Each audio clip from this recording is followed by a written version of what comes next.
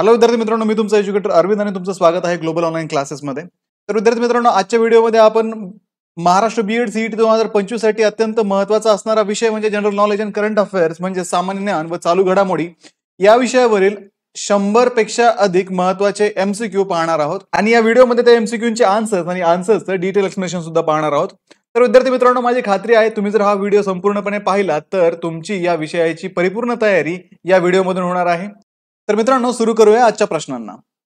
प्रश्न आहे, which was the first metal used by man? Option दिलेत आपल्याला कॉपर, सिल्वर, ब्रॉन्झ, ब्रास। मानवाने वापरलेला पहिला धातू कोणता होता? तांबे, चांदी, ब्रॉन्झ आणि कांस्य। तर विद्यार्थी मित्रांनो, इसवी सन 9000 वर्षापूर्वी माणसाला खनिजांपासून तांब मिळवण्याची कला अवगत होती। त्याच्यामुळे तांब जो धातू आहे तो माणसाने सर्वप्रथम त्याच्या विविध कामामध्ये वापरलेला होता। त्यामुळे या प्रश्नाचे योग्य उत्तर असणार आहे ऑप्शन ए, कॉपर किंवा तांबे। पुढचा प्रश्न आहे, the greatest invention of a man in a palaeolithic age was fire, potter's wheel, metal implements, spinning of a cloth. Palaeolithic युगातील मानवाचा सर्वात मोठा शोध कोणता होता? ऑप्शन दिलेत आग, कारिगिरीचा आग, धातूची उपकरणे आणि कापड कातणे। तर विद्यार्थी मित्रांनो, पॅलिओलिथिक युगातील मानवाचा सर्वात मोठा शोध हा आग होता, कारण यामुळे त्याला उष्णता आणि संरक्षण तसेच अन्न शिजवण्यासाठी मदत झाली आणि ही गोष्ट सुमारे 15 लाख वर्षापूर्वीची आहे। त्या काळापासून माणूस आग वापरायला सुरू झाला। त्यामुळे या प्रश्नाचं योग्य उत्तर आहे आग, जो की पॅलिओलिथिक काळातील माणसाचा सर्वात मोठा शोध होता। पुढचा प्रश्न आहे, the main channel of our knowledge about the Indus valley civilisation are, options are given, inscription, coins, palm and birch leaf manuscripts, archaeological excavations. Sindhu सभ्यतेतील आपली मुख्य माहितीचे स्रोत कोणते आहेत? शिलालेख, नाणी, पाम आणि बर्च पानांचे हस्तलिखित आणि पुरातत्वीय उत्खनन। तर विद्यार्थी मित्रांनो, सिंधू सभ्यतेमध्ये जी आपल्याला मुख्य माहिती कळते ती सगळी माहिती आपल्याला पुरातत्वीय उत्खननातून मिळते, ज्यामध्ये मोहेंजोदाडो आणि हडप्पा येथील नगर रचना, त्याच्यानंतर त्यांनी वापरलेली नाणी, त्यांची भांडी, इतर सर्व अवशेष आपल्याला त्या काळातले उत्खननामध्ये सापडलेले आहेत। त्यामुळे या प्रश्नाचं योग्य उत्तर असणार आहे ऑप्शन ड, पुरातत्वीय उत्खनन, आर्किओलॉजिकल एक्सकेव्हेशन्स। प्रश्न आहे, the main occupation of the people of the Indus valley civilisation was. Sindhu सभ्यतेतील लोकांचे मुख्य व्यवसाय कोणते होते? ऑप्शन दिलेत आपल्याला शेती, पशुपालन, शिकारी आणि व्यापार। तर विद्यार्थी मित्रांनो, सिंधू सभ्यता किंवा जी इंडस व्हॅली सिव्हिलायझेशन आहे त्या काळामध्ये मुख्य जे व्यवसाय होते त्याच्यामध्ये शेती हा व्यवसाय मुख्य मानला जायचा, ज्यामध्ये गहू, बार्ली, तांदूळ आणि कापूस या पिकांचं उत्पादन घेतलं जायचं आणि मेसोपोटामिया आणि इतर देशांसोबत व्यवसाय आणि व्यापार या वस्तूंचा सिंधू सभ्यतेतील लोकांचा चालायचा। त्यामुळे या प्रश्नाचं योग्य उत्तर असणार आहे ऑप्शन अ, शेती किंवा ऍग्रिकल्चर। ठीक आहे, चला आता आपण पुढचा प्रश्न पाहूयात। हरप्पाच्या उत्खननात आढळलेली नृत्य करणारी मुलीची प्रसिद्ध मूर्ती कोणत्या सामग्रीने बनवलेली होती? The famous figure of dancing girl found in excavation of Harappa was made of, options आहेत टेराकोटा, स्टियाटाइट, कांस्य आणि लाल सलाइट। तर विद्यार्थी मित्रांनो, हरप्पा उत्खननात जी सापडलेली नृत्य करणारी मुलीची मूर्ती आहे ती कांस्य या धातूपासून बनवलेली गेली होती आणि ही मूर्ती जी बनवली ती लॉस्ट वॅक्स पद्धतीने, ही एक मेथड आहे मूर्ती घडवण्याची, त्या पद्धतीने बनवली गेली होती आणि ही सुमारे इसवी सन पूर्व 2500 वर्षापूर्वीची गोष्ट आहे। त्या काळामध्ये ही मूर्ती हडप्पा संस्कृतीमध्ये बनवली होती आणि ती आता रिसेंटली उत्खननामध्ये आढळली गेली। त्यामुळे या प्रश्नाचं योग्य उत्तर आहे ऑप्शन क, कांस्य, ब्रॉन्झ। चला मग पुढचा प्रश्न पाहूयात। Mohenjo-daro is also non as, Mohenjo-daro हे दुसऱ्या नावाने ओळखले जाते। महान मृदुंग, जीवितांचा मृदुंग, जिवंत मृदांग आणि मरणाचा मृदांग।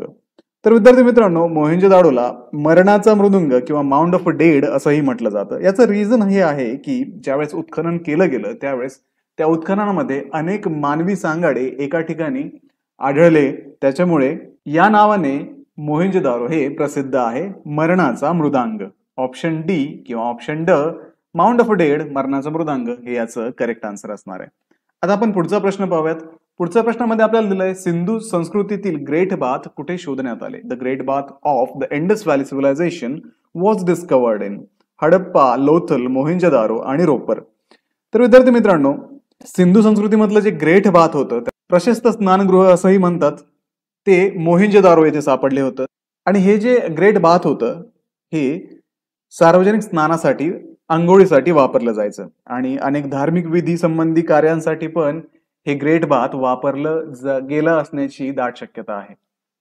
तर या प्रश्नाचं योग्य उत्तर आहे मोहेंजोदारो. ऑप्शन क इथे करेक्ट आन्सर. प्रश्न आहे, मेलुहा हे प्राचीन नाव सिंधू क्षेत्राला कोणत्या लोकांनी दिले? Meluha is the ancient name given to the Indus region by which civilisation? तर विद्यार्थी मित्रांनो, मेसोपोटामियाचे जे लोक होते त्यांनी या सिंधू क्षेत्राला मेलुहा हे नाव त्या काळी दिले होते, कारण त्या काळी सिंधू क्षेत्राचा आणि मेसोपोटामियाचा व्यापार पण चालायचा आणि त्या काळात ही घडलेली घटना आहे. त्यामुळे या प्रश्नाचं योग्य उत्तर आहे ऑप्शन क, ऑप्शन सी, मेसोपोटामिया. चला आता पुढचा प्रश्न आपण पाहूयात. आर्य भारतात कोणत्या क्षेत्रात स्थायिक झाले किंवा आर्य भारतात कोणत्या प्रदेशात स्थायिक झाले? The Aryans were first settle in India in which a region? इथे आपल्याला ऑप्शन दिलेत पंजाब, तमिळनाडू, उत्तर प्रदेश आणि राजस्थान.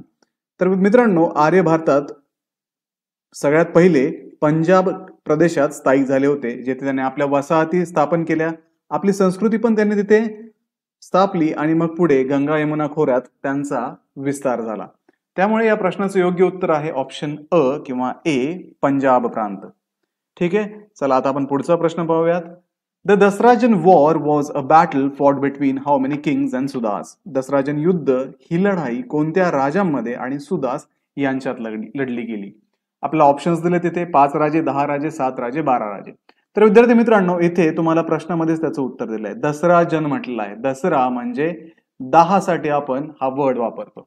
तर मग ऑप्शन ब 10 राजे, 10 किंग्स हे याचं करेक्ट आन्सर असणार आहे. आणि ही जी लढाई झाली होती दसराजन ही एन्शियंट इंडियामध्ये झाली होती आणि या लढाईमध्ये सुदास यांचा विजय झाला होता. त्यामुळे या प्रश्नाचं योग्य उत्तर ऑप्शन बी 10 राजे हे असणार आहे. आता पुढचा प्रश्न पाहूयात. In the Vedic period each village had a leader called a dash dash.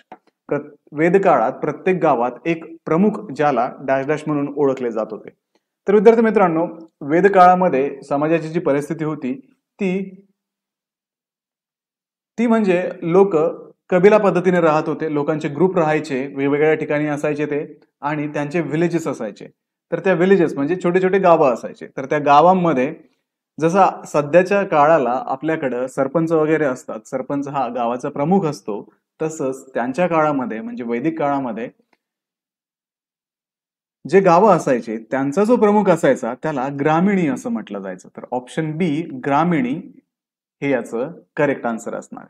ठीक आहे, आता आपण पुढचा प्रश्न पाहूयात. Which is the oldest Veda?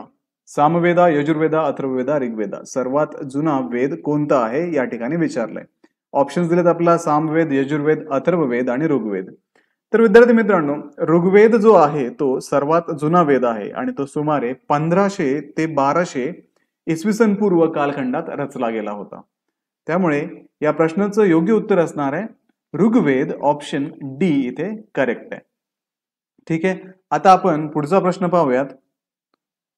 The word vid from which Veda has been derived means. विद या शब्दापासून वेद हा शब्द उत्पन्न झाला आहे, त्याचा अर्थ काय? इथे आपल्याला ऑप्शन्स दिलेत देव, सिद्धांत, ज्ञान आणि पवित्र.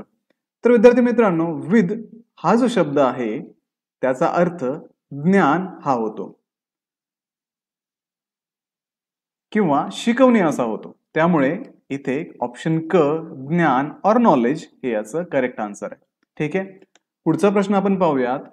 In the Paleolithic period, man barely managed to gather his food and lived on hunting. This period is also known as the Stone Age, Iron Age, Bronze Age, Copper Age. पॅलिओलिथिक काळात माणसाने फारच कमी अन्न गोळा केले आणि शिकारी करून जीवन व्यतीत केले. या काळाला काय म्हटले जाते? ऑप्शन्स आहेत अश्मयुग, लोखंडाचे युग, कांस्ययुग आणि ताम्रयुग किंवा तांब्याचं युग. तर विद्यार्थी मित्रांनो, पॅलिओलिथिक काळाला अश्मयुग सुद्धा म्हटलं जातं आणि या काळामध्ये माणसाने मुख्यतः दगडी हत्यारांचा वापर केला.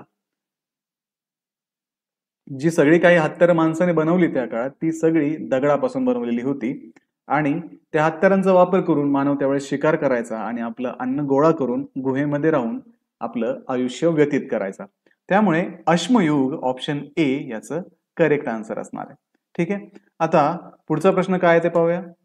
During the mesolithic period the domestication of which animal began. Mesolithic कालावधीत कोणत्या प्राण्याला पाळणं सुरू झालं?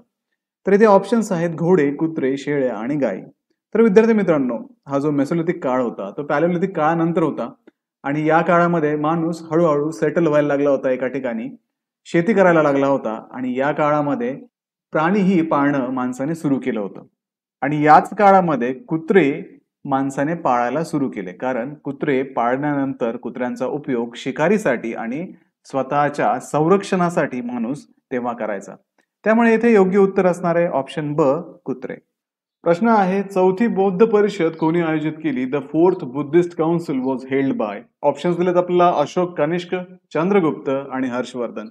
तर विद्यार्थी मित्रांनो, चौथी बौद्ध परिषद जी होती ती राजा कनिष्क याने सेकंड सेंचुरी म्हणजे दुसऱ्या शतकामध्ये काश्मीर येथे आयोजित केलेली होती. त्यामुळे या प्रश्नाचं योग्य उत्तर आहे ऑप्शन ब, कनिष्क. ठीक आहे, आपण पुढचा प्रश्न पाहूयात. खालीलपैकी कोणत्या शासकाने प्रत्येक 5 वर्षांनी प्रयाग येथे धार्मिक सभा आयोजित केली? आपल्याला ऑप्शन्स दिलेत Ashok, Kanishka, Harshvardhan, Chandragupta, Vikramaditya. Who among the following rulers held a religious assembly at Prayag every 5 years? तर विद्यार्थी मित्रांनो, या प्रश्नाचं उत्तर आहे सम्राट हर्षवर्धन यांनी प्रत्येक 5 वर्षांनी प्रयाग येथे धार्मिक सभा आयोजित केली. प्रश्न आहे, बुद्धांनी खालीलपैकी काय मान्य केले नाही? मूर्तिपूजा, मृत्यूनंतरचे आत्म्याचे अस्तित्व, यज्ञ. खालील कोड्स वापरून योग्य उत्तर निवडा. ऑप्शन्स आहे 1 आणि 3, फक्त 1, 2 आणि 3 आणि हे सर्व.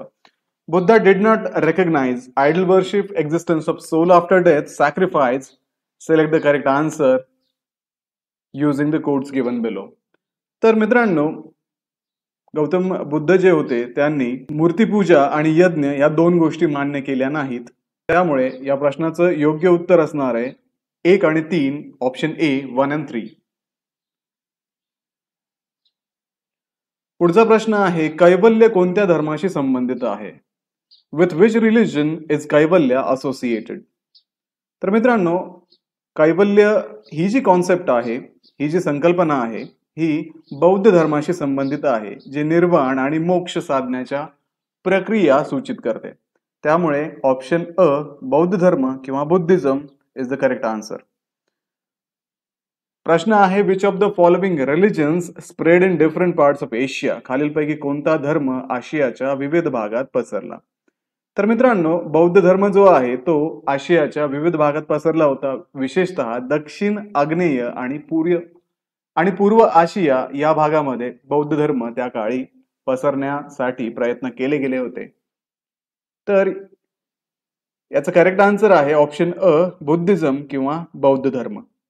पुढचा प्रश्न आहे, the introduction of Buddhism into China is traditionally attributed to. बौद्ध धर्माची चीनमध्ये ओळख पारंपरिकपणे कोणत्या व्यक्तीला दिली जाते? कश्यप मतंगा हे जे होते हे चीनमध्ये बौद्ध धर्माची ओळख यांनी करून दिली होती आणि हे बौद्ध धर्माचा प्रचार चीनमध्ये करण्यासाठी गेले होते. तर या प्रश्नाचं योग्य उत्तर आहे ऑप्शन सी, कश्यप मतंगा. चला आपण पुढचा प्रश्न पाहूयात. बौद्ध धर्म आणि जैन धर्म दोघांनी कशावर जोर दिला? Buddhism and Jainism both give stress on. आपल्याला ऑप्शन्स दिलेत देवतेची पूजा, अहिंसा, आत्मतपास, यापैकी काहीही नाही. तर मित्रांनो, बौद्ध धर्म आणि जो जैनिझम आहे किंवा जैन धर्म आहे या दोघांमध्ये एक कॉन्सेप्ट जी आहे ती कॉमन आहे. ती कॉन्सेप्ट म्हणजे अहिंसा. दोन्ही धर्मामध्ये अहिंसेवरती विशेष जोर देण्यात आलेला आहे. त्यांचे जे प्रिन्सिपल्स आहेत त्यांच्यामध्ये अहिंसेला इन्क्लूड केलेलं आहे. त्यामुळे ऑप्शन बी, अहिंसा किंवा नॉन व्हायलन्स हे या प्रश्नाचं योग्य उत्तर असणार आहे. पुढचा प्रश्न आहे, who wrote the Kalpasutra? Kalpasutra कोणत्या व्यक्तीने लिहिले? ऑप्शन्स आहे भद्रबाहू, स्थूलभद्र, गोपाळ, गोसाला. तर मित्रांनो, कल्पसूत्र जे आहे, कल्पसूत्र हे जैन धर्माच्या ग्रंथामध्ये समाविष्ट आहे आणि हे लिहिण्याचं काम स्थूलभद्र, ऑप्शन बी, स्थूलभद्र यांनी केलेले आहे. त्यामुळे या प्रश्नाचं योग्य उत्तर असेल ऑप्शन बी, स्थूलभद्र. पुढे आहे मगध राज्याचा पहिला सम्राट जो 6व्या शतकात अस्तित्वात होता तो कोण होता? तर मित्रांनो, बिंबिसार जो आहे तो मगध राज्याचा पहिला सम्राट होता आणि तो 6व्या शतकामध्ये अस्तित्वात होता. The first monarch of Magadha kingdom in the 6th century BC was Bimbisara. Option A correct answer आहे. पुढे आहे बुद्धांनी कोणत्या भाषेत उपदेश दिला? In which language did Buddha preach? Options दिलेत पाली, प्राकृत, ब्राह्मी, संस्कृत. तर विद्यार्थी मित्रांनो, तर पाली या भाषेचा वापर त्यावेळेस शिक्षणातली मुख्य भाषा म्हणून केली जायचा, म्हणून पाली या भाषेमध्ये गौतम बुद्धांनी आपले उपदेश दिलेले आहेत. So correct answer is option A Pali. महावीरांची मूळ शिकवण कोणत्या ग्रंथात आहे? The original teachings of Mahavira are contained in which of the following text? Options दिलेत आपला 12 अंग, 14 पूर्व, त्रिपिटक आणि जातक. तर मित्रांनो, महावीरांच्या ज्या मूळ शिकवणी आहेत त्या 12 अंग या जैन धर्माच्या प्रमुख ग्रंथामध्ये समाविष्ट करण्यात आलेले आहे. तर याचं योग्य उत्तर आहे ऑप्शन ए 12 अंगाज किंवा 12 अंग. प्रश्न आहे शिशुनाग वंशाचा संस्थापक कोण होता? Who was the founder of the Shishunaga dynasty? तर मित्रांनो, इथे आपल्याला ऑप्शन दिलेत बिंबिसार, शिशुनाग, चंद्रगुप्त मौर्य आणि अशोक. तर या प्रश्नाचं योग्य उत्तर आहे शिशुनाग स्वतः या वंशाचा संस्थापक होता. तुम्हाला प्रश्नामध्येच इथे उत्तर पण देण्यात आलेलं आहे, ते फक्त लक्षात आलं पाहिजे. त्यामुळे शिशुनाग ऑप्शन बी याचा करेक्ट आन्सर आहे. पुढे आहे चंद्रगुप्त मौर्याला नंद वंश उलथवण्यात कोणाची मदत झाली किंवा कोण मदत करत होते? Who help Chandragupta Maurya overthrow the Nanda dynasty? तर विद्यार्थी मित्रांनो, इथे ऑप्शन्स आहेत अशोका, शिशुनाग, चाणक्य, बिंबिसार. तर चाणक्य हे जे होते यांनी चंद्रगुप्त मौर्य यांना नंद वंश उलथवण्यासाठी मदत केली होती. त्यामुळे प्रश्नाचं योग्य उत्तर असेल ऑप्शन सी चाणक्य. प्रश्न आहे भारतात राजाच्या प्रतिमेसह नाणे जारी करणारे आणि पहिल्यांदा सोनेरी नाणे जारी करणारे कोण होते? Who were the first to issue coin with the king's image and the first to issue gold coin in India? तर विद्यार्थी मित्रांनो, गुप्त जे होते ऑप्शन बी हे भारतामध्ये राजाच्या प्रतिमेसह नाणे जारी करणारे आणि पहिल्यांदाच सोनेरी नाणे जारी करणारे सम्राट होते. त्यामुळे या प्रश्नाचं योग्य उत्तर असणार आहे ऑप्शन बी गुप्त. कोणत्या प्रांताने 1397 मध्ये दिल्लीपासून वेगळं होऊन स्वतंत्र राज्य स्थापन केलं? ऑप्शन्स दिलेत आपल्याला बंगाल, गुजरात, माळवा आणि Rajasthan. Which province broke away from Delhi in 1397 AD to form an independent kingdom? तर विद्यार्थी मित्रांनो, 1397 मध्ये दिल्ली सल्तनत पासून वेगळं होऊन जफर खानने गुजरातमध्ये स्वतंत्र आपली सल्तनत त्यावेळेस स्थापन केली होती. त्यामुळे ऑप्शन बी गुजरात याचं करेक्ट आन्सर असणार आहे. पुढचा प्रश्न पाहूयात. काश्मीरवर 1339 मध्ये शमसुद्दीन शहाने आपली सत्ता प्रस्थापित करण्यापर्यंत कोणते राजे राज्य करत होते? Who ruled Kashmir until Shamsuddin Shah asserted himself in 1339 AD? तर मित्रांनो, 1339 पूर्वी काश्मीरवर हिंदू शासक राज्य करत होते आणि त्यामध्ये सहदेव हा जो राजा होता तो शेवटचा प्रमुख राजा तिथे होता. त्यामुळे या प्रश्नाचं योग्य उत्तर आहे ऑप्शन बी हिंदू रूलर्स, हिंदू शासक. चला मग पुढचा प्रश्न पाहूयात. हु बिल्ट द विजय स्तंभ ऍट चित्तोड? विजय स्तंभ कोणत्या राजाने चित्तोडमध्ये बांधला? ऑप्शन्स आहेत राणा सांगा, राणा कुंभा, महाराणा प्रताप आणि राजा सिंग. तर मित्रांनो, राणा कुंभाने 1448 मध्ये चित्तोडमध्ये विजय स्तंभ बांधला, जो माळवाच्या महमूद खिलजीवर विजयाची आठवण म्हणून उभारला होता. त्या विजयाच्या स्मृतीप्रित्यर्थ त्याने हा विजय स्तंभ बांधला होता. त्यामुळे प्रश्नाचं योग्य उत्तर असणार आहे ब राणा कुंभा, ऑप्शन बी. प्रश्न आहे who built a dam across the Tungabhadra river? Tungabhadra नदीवर धरण कोणत्या राजाने बांधले? विद्यार्थी मित्रांनो, कृष्णदेवराय जो विजयनगरचा सम्राट होता त्याने 1520 मध्ये तुंगभद्रा नदीवरती धरण बांधलं होतं. त्यामुळे या प्रश्नाचं योग्य उत्तर असणार आहे ऑप्शन ए कृष्णदेवराय. आता पुढचा प्रश्न पाहूयात. Who was also called गजबेटकारा? गजबेटकारा असे कुणाला संबोधले जात होते? ऑप्शन दिलेत आपल्याला कृष्णदेवराय, देवरा, हरिहर आणि बुक्का. तर विद्यार्थी मित्रांनो, कृष्णदेवराय हे जे होते यांना गजबेटकारा किंवा हत्तीचा शिकारी असे संबोधले जात असे, कारण ते खूप पराक्रमी होते आणि उत्कृष्ट सैन्य नायक पण होते. त्यामुळे या प्रश्नाचं योग्य उत्तर असणार आहे ऑप्शन अ कृष्णदेवराय. आता पुढचा प्रश्न पाहूयात. तुलवा वंशाच्या शेवटच्या शासक सदाशिवला कोणत्या गटाने पराभूत केले? Who defeated Sadashiva, the last ruler of the Tuluva dynasty? तर विद्यार्थी मित्रांनो, त्या काळामध्ये अहमदनगर, बिजापूर, गोलकोंडा आणि बिदार यांचा जो गट झाला होता, या गटाने सदाशिव की जो तुलवा डायनास्टीचा राजा होता त्याला हरवलं होतं. त्यामुळे या प्रश्नाचे योग्य उत्तर असणार आहे ऑप्शन क, अहमदनगर, बिजापूर, गोलकोंडा आणि बिदर. आता पुढचा प्रश्न पाहूयात. Who was the founder of the Nizamshahi dynasty of Ahmednagar? अहमदनगरच्या निजामशाही वंशाचे संस्थापक कोण होते? ऑप्शन्स आहेत आपल्याला मलिक अंबर, मलिक आदम बिह, मलिक अहमद बहरी, कुली कुतुब शाह आणि इब्राहिम आदिल शाह. तर मित्रांनो, मलिक अहमद बहरी हे जे होते यांनी अहमदनगरच्या निजामशाही वंशाची स्थापना केली होती. त्यामुळे या प्रश्नाचे योग्य उत्तर असणार आहे ऑप्शन बी, मलिक अहमद बहरी. आता पुढचा प्रश्न पाहूयात. Who built the Gol Gumbaz which has the world's second largest dome? जगातील दुसऱ्या क्रमांकाच्या मोठ्या घुमटासाठी प्रसिद्ध असलेला गोल गुंबज कोणत्या राजाने बांधला? तर मित्रांनो, मोहम्मद आदिल शहा याने 1656 मध्ये कर्नाटक मधील बिजापूर येथे जगातील सर्वात मोठ्या घुमटांपैकी दुसऱ्या क्रमांकाचा जो घुमट आहे तो गोल गुंबज बांधला होता. त्यामुळे मोहम्मद आदिल शहा ऑप्शन बी हे याचं करेक्ट आन्सर असणार आहे. पुढचा प्रश्न पाहूयात. Who was the founder of the Mughal empire and introduced gunpowder in India? Mughal साम्राज्याचा संस्थापक आणि भारतात तोफखाना म्हणजेच गन पावडर आणणारा शासक कोण होता? इथे ऑप्शन्स आहेत हुमायून, बाबर, अकबर आणि जहांगीर.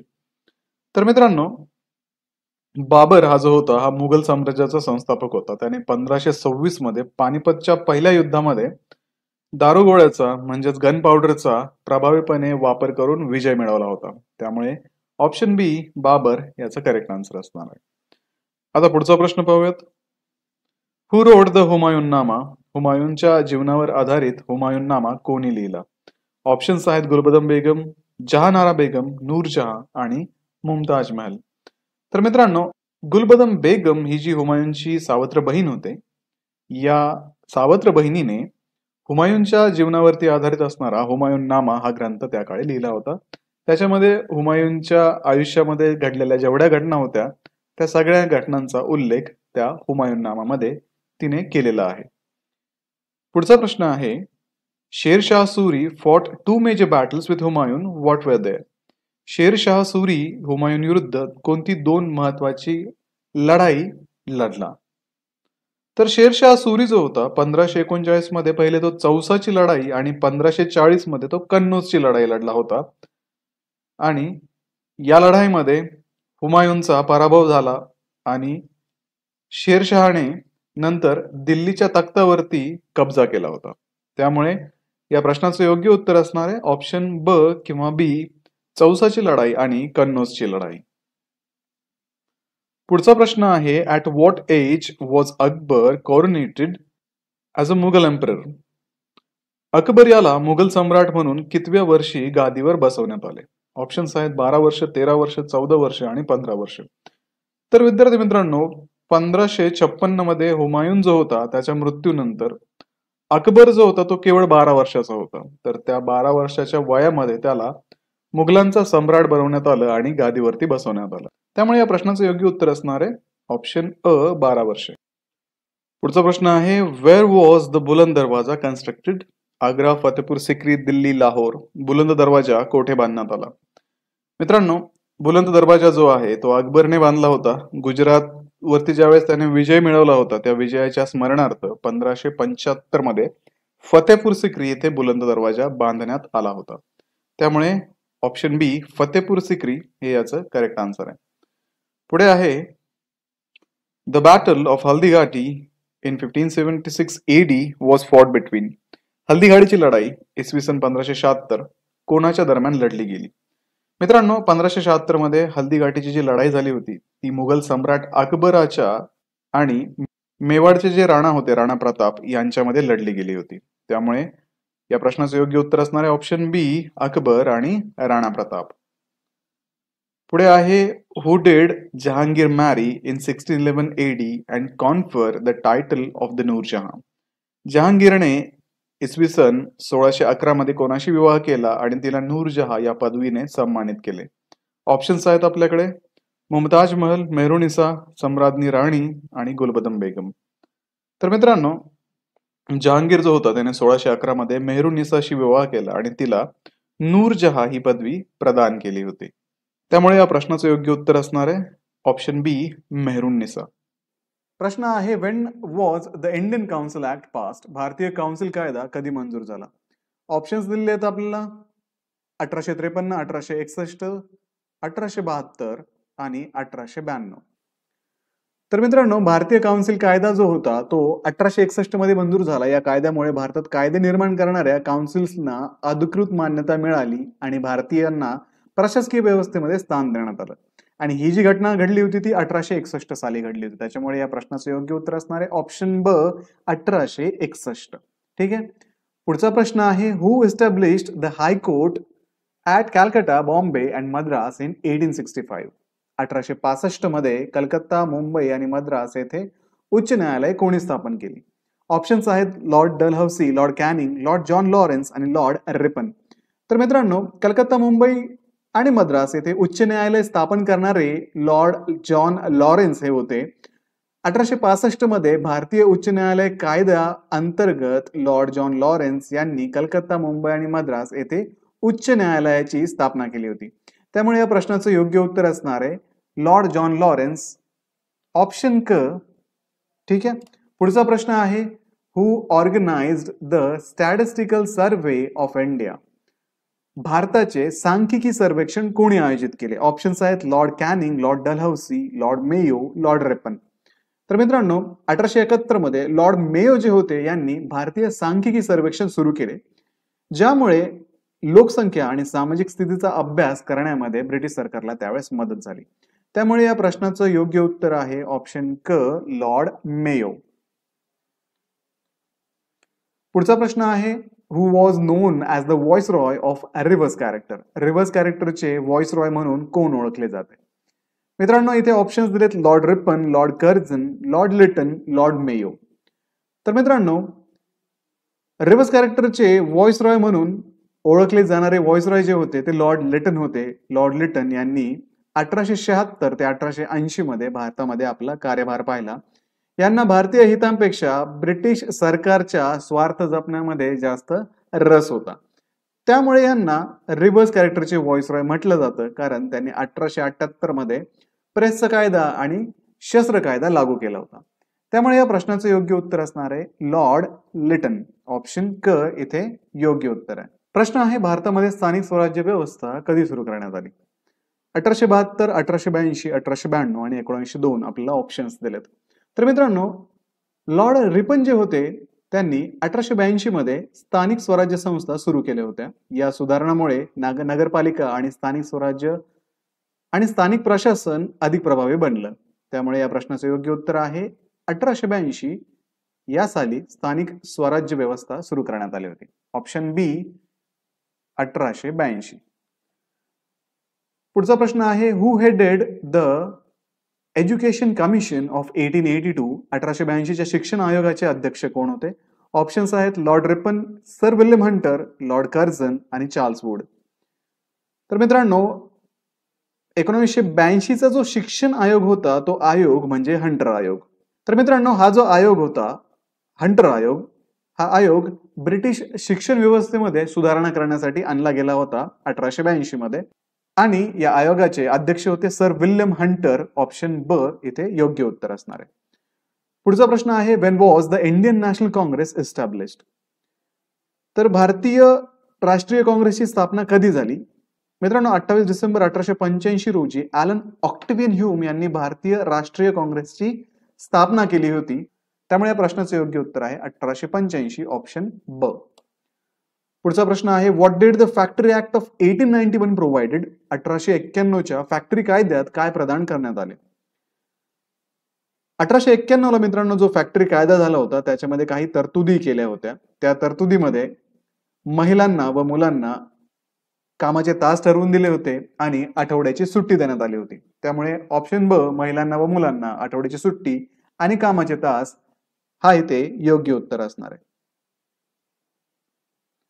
पुढे आहे which commission was establish to address the great famine of 1896-1897. 1896-97च्या महादुष्काळाचा सामना करण्यासाठी कोणता आयोग स्थापन करण्यात आला? ऑप्शन्स आहेत हंटर आयोग, लायल आयोग, वेल्बी आयोग आणि फ्रेझर आयोग. तर मित्रांनो 1896 ते 97च्या महादुष्काळाचा सामना करण्यासाठी लायल आयोग हा आयोग स्थापन करण्यात आला होता, जो 1897 मध्ये स्थापन केला गेला आणि त्याने दुष्काळ निवारणावरती उपाययोजनांसाठी अहवाल ब्रिटिश सरकारकडे सादर केला होता. त्यामुळे ऑप्शन ब लायल आयोग याचं योग्य उत्तर आहे. पुढचा प्रश्न आहे where was the agricultural research institute established? कृषी संशोधन संस्था कोठे स्थापन करण्यात आली? मित्रांनो 1905 मध्ये बिहारमधील पुसा येथे कृषी संशोधन संस्था स्थापन करण्यात आली होती. नंतर ती जी संस्था आहे ती दिल्लीला हलवण्यात आली होती. त्यामुळे ऑप्शन क इथे योग्य उत्तर असणार आहे पुसा. 1934 मध्ये घटनाकार समितीची संकल्पना कोणी मांडली? Who propose the idea of a constituent assembly in 1934? आपल्याला इथे ऑप्शन्स दिलेत Jawaharlal Nehru, M N Roy, doctor B R Ambedkar आणि राजेंद्र प्रसाद. तर विद्यार्थी मित्रांनो 1934 मध्ये एम एन रॉय यांनी स्वतंत्र भारतासाठी संविधान तयार करण्यासाठी घटनाकार समितीची संकल्पना मांडली होती. तर मित्रांनो या प्रश्नाचं योग्य उत्तर आहे ऑप्शन बी एम एन रॉय. आता पुढचा प्रश्न पाहूयात. Which act mark the end of British parliament authority over India? भारतीय संसदेसाठी ब्रिटिश संसद अधिकार संपवणारा कोणता कायदा होता? ऑप्शन्स आहेत आपल्याकडे regulating act 1773, charter act 1833, Bharat सरकार अधिनियम 1935 आणि भारतीय स्वातंत्र्य अधिनियम 1947. तर मित्रांनो या प्रश्नाचं योग्य उत्तर असणार आहे option D Indian independent act 1947 म्हणजेच भारतीय स्वातंत्र्य अधिनियम 1947. तर या अधिनियमाने भारतावरील ब्रिटिशांचे जे राज्य होतं ते समाप्त होऊन दोन वसाहतीमध्ये भारताचं रूपांतर करण्यात आलं, ते म्हणजे भारत आणि पाकिस्तान. तर या प्रश्नाचं योग्य उत्तर आहे ऑप्शन डी भारतीय स्वातंत्र्य अधिनियम 1947. पुढचा प्रश्न पाहूयात. Wien was the constitution of India passed? भारताचे संविधान कधी मंजूर झाले? ऑप्शन आहेत 15 ऑगस्ट 1947, 26 नोव्हेंबर 1949, 18 जुलै 1947 आणि 26 जानेवारी 1950. तर विद्यार्थी मित्रांनो भारताचे संविधान जे आहे ते 26 नोव्हेंबर 1949 रोजी मंजूर झाले, जे राष्ट्रीय विधी दिन म्हणून सुद्धा जो दिवस राष्ट्रीय विधी दिन म्हणून सुद्धा साजरा केला जातो. त्यानंतर 26 जानेवारी 1950 रोजी आपलं भारताचं जे संविधान आहे ते लागू करण्यात आलं. त्यामुळे या प्रश्नाचं योग्य उत्तर असणारे ऑप्शन बी 26 नोव्हेंबर 1949. पुढचा प्रश्न पाहूयात. Who was the first temporary chairman of the constituent assembly? घटनाकार समितीचे पहिले तात्पुरते अध्यक्ष कोण होते? ऑप्शन्स आहेत डॉक्टर राजेंद्र प्रसाद, जवाहरलाल नेहरू, डॉक्टर सच्चिदानंद सिन्हा आणि वल्लभभाई पटेल.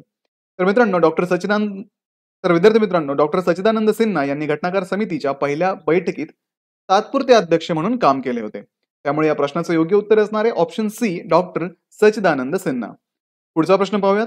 हु was the vice president of the interim government in 1946? 1946च्या अंतरिम सरकारचे उपाध्यक्ष कोण होते?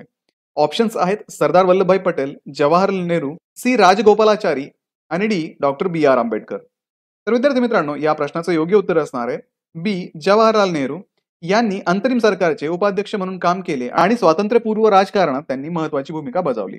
तर मग ऑप्शन बी जवाहरलाल नेहरू हे याचं योग्य उत्तर असेल. पुढचा प्रश्न आहे who was the first president of India? भारताचे पहिले राष्ट्रपती कोण होते? ऑप्शन्स आहेत doctor Rajendra Prasad, doctor S Radhakrishnan, Jawaharlal Nehru, Vallabhbhai Patel.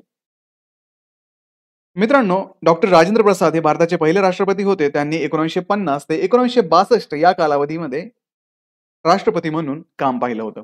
या प्रश्नाचं योग्य उत्तर आहे ऑप्शन ए डॉक्टर राजेंद्र प्रसाद. पुढचा प्रश्न पाहूयात. Which event is associated with 18 जुलै 1947? 18 जुलै 1947 या तारखेचा कोणत्या घटनेशी संबंध आहे?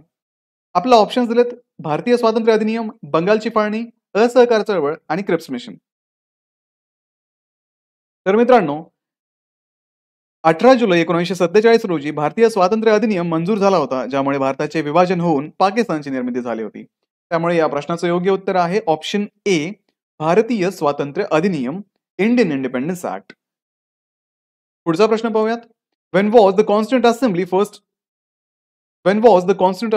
First meeting held? घटनाकार समितीची पहिली बैठक कधी झाली? ऑप्शन्स आहेत आपल्याला 26 नोव्हेंबर 1946, 9 डिसेंबर 1946, 15 ऑगस्ट 1947 आणि 26 जानेवारी 1949. तर मित्रांनो, घटनाकार समितीची पहिली बैठक ही 9 डिसेंबर 1946 रोजी ब्रिटिश राजवटीखाली झाली होती.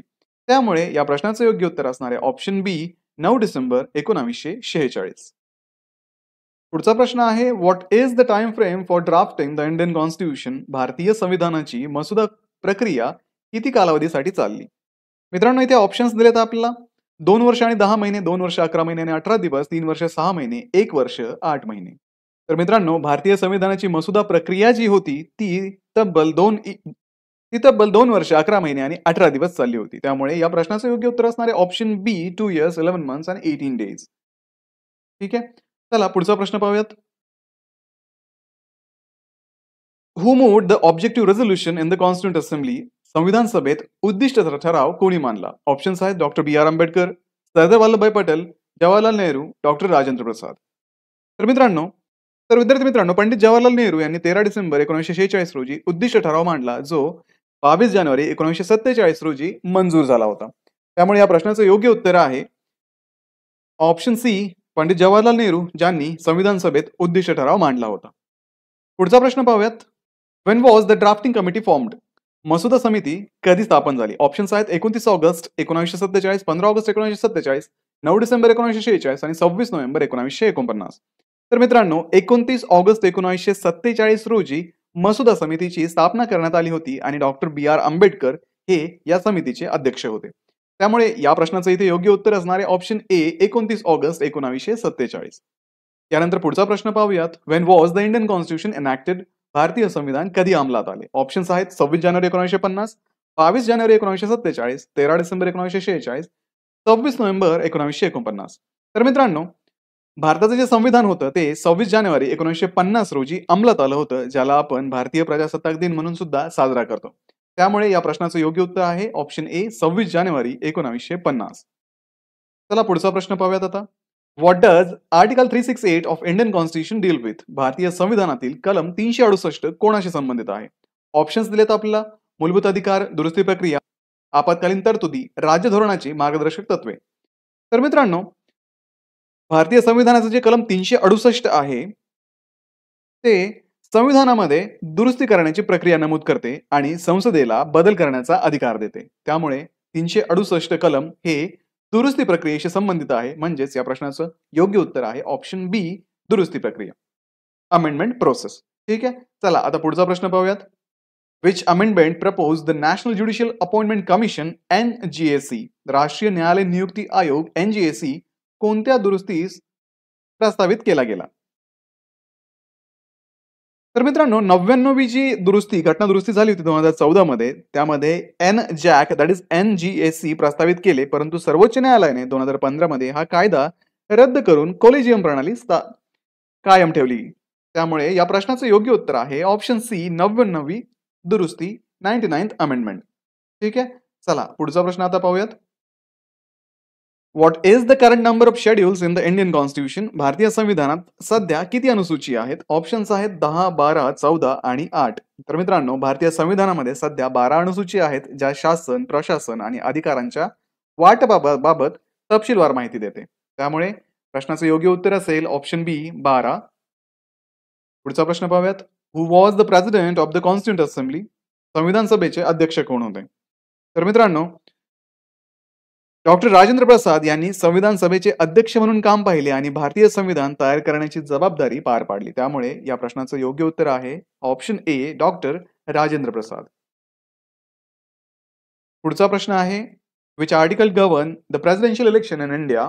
भारतामध्ये राष्ट्रपती निवडणूक कोणते कलम नियंत्रित करते? ऑप्शन्स दिलेत 54 आणि 55, 73 आणि 162, 368, 370, 241, 243. तर मित्रांनो, भारतीय संविधानामधील कलम 54 आणि 55 ही दोन कलमे राष्ट्रपती निवडणुकीची प्रक्रिया आणि निवडणूक प्रणालीचं नियंत्रण करते. त्यामुळे या प्रश्नाचं योग्य उत्तर असेल कलम 54 आणि 55 ऑप्शन ए. पुढचा प्रश्न आहे. Which amendment emphasise the need for judicial review? कोणत्या घटना दुरुस्तीने न्यायालयीन पुनरावलोकनावरती भर दिला? ऑप्शन्स आहेत इथे 42वी घटना दुरुस्ती, 44वी घटना दुरुस्ती, 99वी घटना दुरुस्ती आणि 86वी घटना दुरुस्ती. तर मित्रांनो ऑप्शन बी 44वी घटना दुरुस्ती जी होती त्या घटना दुरुस्तीने न्यायालयीन पुनरावलोकनावरती भर दिला होता. तर या प्रश्नाचं योग्य उत्तर आहे ऑप्शन बी. पुढचा प्रश्न आहे what type of government does the Indian constitution establish? भारतीय राज्यघटना कोणत्या प्रकारचे सरकार स्थापन करते? ऑप्शन्स आहेत आपल्याला अध्यक्षीय, संसदीय, राजेशाही आणि संघीय. तर मित्रांनो भारताची जी राज्यघटना आहे ती पार्लमेंटरी किंवा संसदीय प्रकारचे सरकार स्थापन करते. त्यामुळे ऑप्शन बी या प्रश्नाचं योग्य उत्तर असेल. त्यानंतर पुढचा प्रश्न आहे which amendment added the term secular to the preamble? धर्मनिरपेक्ष हा शब्द प्रस्तावनेत कोणत्या सुधारणेद्वारे समाविष्ट केला गेला? मित्रांनो धर्मनिरपेक्ष हा जो शब्द आहे तो 42व्या घटना दुरुस्तीने 1976 मध्ये आपल्या संविधानाच्या प्रस्तावनेमध्ये समाविष्ट केला होता आणि भारताला ऑफिशियली सेक्युलर स्टेट म्हणून डिक्लेअर करण्यामध्ये या सुधारणेचा महत्वाचा वाटा आहे. त्यामुळे या प्रश्नाचं योग्य उत्तर आहे 42वी घटना दुरुस्ती option A. What is the official language of India as per article 343? अनुच्छेद 343 नुसार भारताची अधिकृत भाषा कोणती आहे? ऑप्शन्स आहेत तिथे हिंदी, इंग्रजी, तमिळ आणि संस्कृत. तर विद्यार्थी मित्रांनो भारतीय राज्यघटनेतील अनुच्छेद 343 नुसार हिंदी जी देवनागरी लिपीमध्ये वापरली जाते ही भारताची अधिकृत भाषा आहे. तर या प्रश्नाचं योग्य उत्तर आहे ऑप्शन ए हिंदी. पुढे आहे which part of the Indian constitution contains fundamental duties? भारतीय राज्यघटनेचा कोणता भाग मूलभूत कर्तव्यांचा समावेश करतो? ऑप्शन्स आहेत भाग 2, भाग 3, भाग 4A आणि भाग 6. या प्रश्नाचं योग्य उत्तर असेल ऑप्शन सी. पुढचा प्रश्न आहे what is the aim of directive principle of a state policy? राज्य धोरणाच्या निर्देशात्मक तत्वांचा उद्देश काय आहे? ऑप्शन्स आहेत कल्याणकारी राज्य, न्यायालयीन पुनरावलोकन, अधिकारांचे विभाजन, मूलभूत अधिकार. तर मित्रांनो या प्रश्नाचं योग्य उत्तर असेल ऑप्शन ए वेलफेअर स्टेट्स किंवा कल्याणकारी राज्य. तर राज्य धोरणाच्या निर्देशात्मक तत्वांचा उद्देश समाजवादी तत्वांवरती आधारित भारतात कल्याणकारी राज्य स्थापन करणे हा आहे. त्यामुळे ऑप्शन ए याचं योग्य उत्तर असेल. पुढचा प्रश्न आहे which amendment lowered the voting age from 21 to 18 years? मतदानाचे वय 21 वर्षावरून 18 वर्षापर्यंत कमी करणारी कोणती सुधारणा आहे? ऑप्शन्स आहेत तिथे आपला 42वी घटना दुरुस्ती, 61वी घटना दुरुस्ती, 86वी घटना दुरुस्ती आणि 73वी घटना दुरुस्ती. तर मित्रांनो 61st अमेंडमेंट किंवा 61वी सुधारणा जी होती ती 1988 मध्ये करण्यात आली होती आणि या सुधारणेमध्ये मतदानाचं जे वय आहे वोटिंग एज जे आहे ते 21 पासून 18 करण्यात आलं होतं आणि जास्तीत जास्त सिटिझन्स जे आहेत त्यांना निवडणुकीमध्ये पार्टिसिपेट करण्यासाठी या सुधारणेमुळे मदत झाली. त्यामुळे प्रश्नाचं योग्य उत्तर असेल ऑप्शन बी 61वी घटना दुरुस्ती. पुढे आहे what type of citizenship does the Indian constitution provide? भारतीय राज्यघटना कोणत्या प्रकारचे नागरिकत्व प्रदान करते? ऑप्शन्स आहेत तिथे द्वितीय, एकल, संघीय, प्रादेशिक. तर मित्रांनो भारतीय राज्यघटना जी आहे ती सिंगल किंवा एकल प्रकारचे नागरिकत्व प्रदान करते. म्हणजे सर्व नागरिकांना त्यांचं राज्य विचारात न घेता भारतीय मानले जाते. त्यामुळे या प्रश्नाचं योग्य उत्तर आहे ऑप्शन बी एकल किंवा सिंगल. प्रश्न आहे who is the supreme commander of the defence forces in India? भारतामध्ये सशस्त्र दलाचे सर्वोच्च सेनापती कोण आहेत? आपले इथे ऑप्शन्स दिलेत उपराष्ट्रपती, पंतप्रधान, राष्ट्रपती आणि ऑप्शन डी आहे सशस्त्र दलांचे प्रमुख. तर विद्यार्थी मित्रांनो भारताचे सशस्त्र दल जे आहेत त्या सशस्त्र दलाचे सर्वोच्च सेनापती म्हणजे भारताचे राष्ट्रपती ऑप्शन सी प्रेसिडेंट हे असणार आहेत. त्याच्यामुळे या प्रश्नाचं योग्य उत्तर असणार आहे ऑप्शन सी प्रेसिडेंट किंवा राष्ट्रपती. पुढचा प्रश्न पाहूयात what is the minimum age required to become the vice president of India? भारताचे उपराष्ट्रपती होण्यासाठी किमान वय किती असावे? तर मित्रांनो भारताचे उपराष्ट्रपती होण्यासाठी कॅन्डिडेटचं किमान वय हे 35 वर्ष असावं लागतं. त्यामुळे या प्रश्नाचं योग्य उत्तर आहे ऑप्शन सी 35 वर्ष 35 इयर्स. पुढचा प्रश्न आहे under which article is the prime minister responsible for advising the president?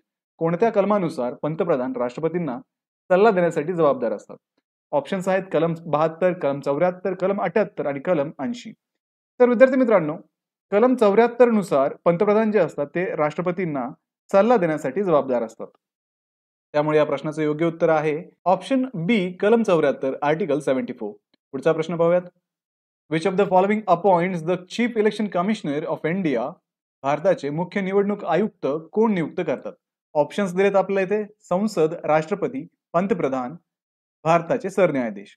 तर मित्रांनो, भारताचे जे मुख्य निवडणूक आयुक्त आहेत, चीफ इलेक्शन कमिशनर, जी निवडणूक आहे ते त्यांची जी निवडणूक आहे ते राष्ट्रपती म्हणजेच प्रेसिडेंट करतात. ऑप्शन बी याचं योग्य उत्तर असेल. यानंतर पुढचा प्रश्न आहे: who chairs cabinet meeting in India? भारतामध्ये मंत्रिमंडळाच्या बैठकीचे अध्यक्षपद कोण सांभाळतात? ऑप्शन्स दिलेत आपल्याला इथे: प्रेसिडेंट म्हणजेच राष्ट्रपती, पंतप्रधान, उपराष्ट्रपती आणि लोकसभेचे सभापती. तर मित्रांनो, भारतामध्ये मंत्रिमंडळ बैठकी ज्या होतात त्याचे जे अध्यक्षपद असते ते प्राईम मिनिस्टर म्हणजेच पंतप्रधान यांच्याकडे असते. त्यामुळे या प्रश्नाचं योग्य उत्तर असेल ऑप्शन बी, पंतप्रधान. पुढचा प्रश्न आहे: which emergency is declared under article 352, कलम 352 अंतर्गत कोणती आणीबाणी घोषित केली जाते? मित्रांनो, आपल्याला ते ऑप्शन्स दिलेत: राज्य आणीबाणी, आर्थिक आणीबाणी, राष्ट्रीय आणीबाणी, घटनात्मक आणीबाणी. तर मित्रांनो, जे कलम 352 आहे आर्टिकल 352 त्याच्या अंतर्गत राष्ट्रीय आणीबाणी म्हणजेच नॅशनल इमर्जन्सी घोषित केली जाते. राष्ट्रपती ही आणीबाणी घोषित करतात. तर या प्रश्नाचं योग्य उत्तर असणार आहे राष्ट्रीय आणीबाणी, नॅशनल इमर्जन्सी, ऑप्शन सी. पुढचा प्रश्न आहे: who act as president if both the president and vice president positions are vacant?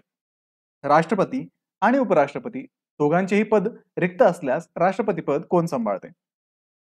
तर मित्रांनो, चीफ जस्टिस ऑफ इंडिया जे असतात, भारताचे सरन्यायाधीश, हे राष्ट्रपती आणि उपराष्ट्रपती या दोघांचेही जर पद रिक्त असेल तर राष्ट्रपती पद सांभाळण्याचं काम करतात. Option A, chief justice of India. पुढचा प्रश्न आहे: what is the tenure of a vice president of India? भारताच्या उपराष्ट्रपतींचा कार्यकाळ किती असतो? ऑप्शन्स दिलेत आपल्याला 4, 5, 6. ऑप्शन दिलेत आपल्याला 4 वर्ष, 5 वर्ष, 6 वर्ष आणि निश्चित कालावधी नाही. मित्रांनो, भारताचे जे उपराष्ट्रपती असतात त्यांचा जो कार्यकाळ आहे तो 5 वर्ष असतो. मित्रांनो, या प्रश्नाचं योग्य उत्तर आहे ऑप्शन बी, 5 वर्ष.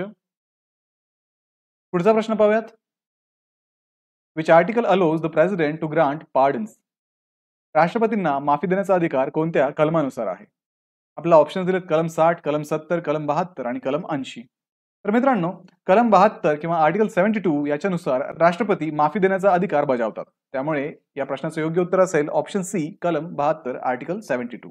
पुढचा प्रश्न आहे: under which part of the Indian constitution was the supreme court established? भारतीय संविधानाच्या कोणत्या भागांतर्गत सर्वोच्च न्यायालयाची स्थापना करण्यात आली? ऑप्शन्स आहेत: भाग 5, भाग 4, भाग 7 आणि भाग 6. तर विद्यार्थी मित्रांनो, पार्ट 5 जो आहे, भाग 5 जो आहे, त्याच्या अंतर्गत सर्वोच्च न्यायालयाची स्थापना भारतामध्ये करण्यात आलेली आहे. त्याच्यामुळे या प्रश्नाचे योग्य उत्तर असेल ऑप्शन ए, भाग 5, पार्ट 5. पुढचा प्रश्न आहे: हु अपॉइंट्स द जज of the supreme court of India? भारताचे सर्वोच्च न्यायालयाचे न्यायाधीश कोण नियुक्त करतं? ऑप्शन्स आहेत: भारताचे मुख्य न्यायाधीश, पंतप्रधान, राष्ट्रपती आणि कायदा मंत्री. तर विद्यार्थी मित्रांनो, भारताचे जे सर्वोच्च न्यायालयाचे न्यायाधीश असतात त्यांची नियुक्ती भारताचे राष्ट्रपती म्हणजेच प्रेसिडेंट करतात. ऑप्शन सी, राष्ट्रपती हे याचं करेक्ट आन्सर आहे. यानंतर पुढचा प्रश्न आहे: what is the retirement age of supreme court जज इन इंडिया? भारतात सर्वोच्च न्यायालयाच्या न्यायाधीशांचे नियुक्तीचे वय किती आहे? ऑप्शन्स दिलेत आपल्याला: 60 वर्ष, 62 वर्ष, 70 वर्ष आणि 65 वर्ष. तर विद्यार्थी मित्रांनो, 65 इयर्स म्हणजे 65 वर्ष, ऑप्शन डी हे भारताच्या सर्वोच्च न्यायालयाच्या न्यायाधीशांचे निवृत्तीचे वय आहे. पुढचा प्रश्न आहे: which article gives the supreme court the power to enforce fundamental rights? कोणते कलम सर्वोच्च न्यायालयाला मूलभूत अधिकारांची अंमलबजावणी करण्याचा अधिकार देते? तर मित्रांनो, आर्टिकल 32 किंवा कलम 32 हे जे आर्टिकल आहे ते सर्वोच्च न्यायालयाला मूलभूत अधिकारांची अंमलबजावणी करण्याचा अधिकार देते. त्यामुळे ऑप्शन बी, आर्टिकल 32 किंवा कलम 32 हे याचं योग्य उत्तर आहे. पुढचा प्रश्न आहे: which high court is the oldest in India? भारतातील सर्वात जुने उच्च न्यायालय कोणते आहे? कलकत्ता उच्च न्यायालय, बॉम्बे उच्च न्यायालय, मद्रास उच्च न्यायालय आणि अलाहाबाद उच्च न्यायालय. तर विद्यार्थी मित्रांनो, कलकत्ता हायकोर्ट किंवा कलकत्ता उच्च न्यायालय हे भारतामधील सर्वात जुने उच्च न्यायालय आहे. पुढे आहे: how many high courts are currently in India? भारतामध्ये सध्या किती उच्च न्यायालय आहेत? ऑप्शन्स आहेत: 20, 24, 25, 30. तर मित्रांनो, भारतामध्ये सध्या 25 म्हणजे ऑप्शन सी याचं करेक्ट आन्सर असणार आहे. 25 उच्च न्यायालय सध्या भारतामध्ये कार्यरत आहेत. पुढील प्रश्न आहे: under which article can high court issue writs for the enforcement of fundamental rights? मूलभूत अधिकारांची अंमलबजावणी करण्याचा मूलभूत अधिकारांची अंमलबजावणी करण्यासाठी उच्च न्यायालय कोणत्या कलमानुसार आदेश किंवा रिट्स जारी करू शकतात? ऑप्शन्स दिलेत आपल्याला आर्टिकल 266, कलम 226, कलम 230, कलम 234 आणि कलम 245. तर मित्रांनो, आर्टिकल 226 जे आहे त्याच्यानुसार मूलभूत अधिकारांची अंमलबजावणी करण्यासाठी उच्च न्यायालय आदेश किंवा रेट्स जारी करू शकतात. त्यामुळे प्रश्नाचे योग्य उत्तर असणार आहे ऑप्शन ए 226. पुढे आहे which article allows the president to seek advice from the supreme court. कोणते कलम राष्ट्रपतींना सर्वोच्च न्यायालयाचा सल्ला घेण्याची परवानगी देते? तर मित्रांनो, आर्टिकल 143 किंवा कलम 143 जे आहे ते राष्ट्रपतींना सर्वोच्च न्यायालयाचा सल्ला घेण्यासाठी परवानगी देते. त्यामुळे या प्रश्नाचे योग्य उत्तर आहे ऑप्शन सी कलम 143. या पुढचा प्रश्न आहे which case establish the basic structure doctrine of Indian constitution. भारतीय संविधानाच्या मूलभूत रचना बेसिक स्ट्रक्चर सिद्धांताची संकल्पना कोणत्या खटल्यामध्ये मांडण्यात आली? ऑप्शन्स आहेत केशवानंद भारती विरुद्ध केरळ राज्य, गोलकनाथ विरुद्ध पंजाब राज्य, A.K. गोपाळन विरुद्ध मद्रास राज्य, मेनका गांधी विरुद्ध भारत संघ. तर मित्रांनो, केशवानंद भारती विरुद्ध केरळ राज्य ही जी केस होती, हा जो खटला होता, या खटल्यामध्ये भारतीय संविधानाच्या मूलभूत संरचना म्हणजे बेसिक स्ट्रक्चर सिद्धांताची संकल्पना मांडण्यात आली होती. त्यामुळे या प्रश्नाचे योग्य उत्तर असेल ऑप्शन ए केशवानंद भारती विरुद्ध केरळ राज्य.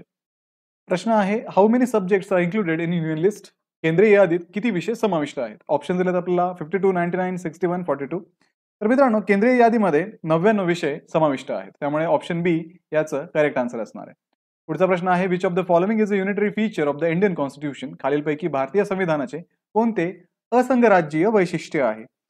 ऑप्शन्स आहेत आपल्याकडे रिटन अँड रिजिड कॉन्स्टिट्यूशन, लेखबद्ध कठोर संविधान, division of powers between state and centre, केंद्र व राज्यामध्ये सत्तेचे विभाजन, सिंगल सिटिझनशिप, इंडिपेंडेंट ज्युडिशियरी. तर मित्रांनो, या प्रश्नाचे योग्य उत्तर आहे ऑप्शन सी सिंगल सिटिझनशिप, एकच नागरिकत्व. पुढचा प्रश्न आहे under which article can the president impose financial emergency. कोणत्या कलमानुसार राष्ट्रपती आर्थिक आणीबाणी लागू करू शकतात? इथे आपल्याला ऑप्शन्स दिलेत कलम 360, 356, 280, 263. तर मित्रांनो, कलम 360 आर्टिकल 360 नुसार राष्ट्रपती देशामध्ये आर्थिक आणीबाणी लागू करू शकतात. त्यामुळे ऑप्शन ए आर्टिकल 360 याचं करेक्ट आन्सर आहे. पुढचा प्रश्न आहे which commission was established in 1983 to examine centre state relationship. Centre state relations केंद्र राज्य संबंधाचे परीक्षण करण्यासाठी 1983 मध्ये कोणता आयोग स्थापन करण्यात आला होता? तर मित्रांनो, केंद्र आणि राज्य संबंधाचे परीक्षण करण्यासाठी 1983 मध्ये सरकारी आयोग स्थापन करण्यात आला होता. त्यामुळे या प्रश्नाचे योग्य उत्तर असणार आहे ऑप्शन ए सरकारी आयोग. पुढचा प्रश्न आहे which list allow both the centre and state to make a law but parliament law prevails in case of conflict. कोणत्या यादीत केंद्र व राज्य दोन्ही कायदे करू शकतात पण वाद झाल्यास केंद्राचा कायदा प्रभावी ठरतो? ऑप्शन्स आहेत आपल्याकडे केंद्रीय यादी, युनियन लिस्ट, स्टेट लिस्ट, राज्य यादी, कॉन्करंट लिस्ट, समवर्ती यादी आणि रेसिड्युअल लिस्ट, शिल्लक यादी. तर मित्रांनो, समवर्ती यादी जी आहे कॉन्करंट लिस्ट, त्या यादीमध्ये केंद्र आणि राज्य दोन्हीही कायदे करू शकतात, पण जर काही वाद उद्भवला तर केंद्राचा कायदा त्याच्यामध्ये प्रभावी ठरतो. त्यामुळे ऑप्शन सी याचं करेक्ट आन्सर असेल. पुढे आहे who chairs the interstate council established under article 263. कलम 263 अंतर्गत स्थापन आंतरराज्य परिषदेचे अध्यक्ष कोण असतात? तर ऑप्शन दिलेत आपल्याला इथे president of India, chief justice of India, home minister, prime minister. तर मित्रांनो, कलम 263 अंतर्गत स्थापन करण्यात आलेल्या आंतरराज्य परिषदेचे अध्यक्ष हे प्राईम मिनिस्टर म्हणजेच पंतप्रधान असतात. त्यामुळे ऑप्शन डी याचं करेक्ट आन्सर आहे. प्रश्न आहे which article granted special status to Jammu and Kashmir before its abrogation. Jammu आणि काश्मीरला विशेष दर्जा देणारे कलम कोणते होते? ऑप्शन्स आहेत आर्टिकल 270, आर्टिकल 356, आर्टिकल 370 आणि आर्टिकल 280. तर मित्रांनो, कलम 370 जे होते आर्टिकल 370 हे कलम जम्मू आणि काश्मीरला विशेष दर्जा देणारे कलम होते. आता त्याचं ॲब्रोगेशन झालेलं आहे. तर विद्यार्थी मित्रांनो, हे होते सामान्य ज्ञान व चालू घडामोडी या विषयावरील 100 पेक्षा अधिक अत्यंत महत्त्वाचे MCQ. आजच्या व्हिडिओमध्ये आपण त्या MCQचे आन्सर्स आणि आन्सर्सचं डिटेल एक्सप्लेनेशन पाहिलेलं आहे. व्हिडिओला लाईक करा, तुमच्या मित्रांना हा व्हिडिओ शेअर करा आणि अशाच व्हिडिओसाठी ग्लोबल ऑनलाईनला सबस्क्राईब करा. भेटूया पुढच्या व्हिडिओमध्ये. तोपर्यंत एक्झामचं प्रिपरेशन करत राहा. थँक्यू.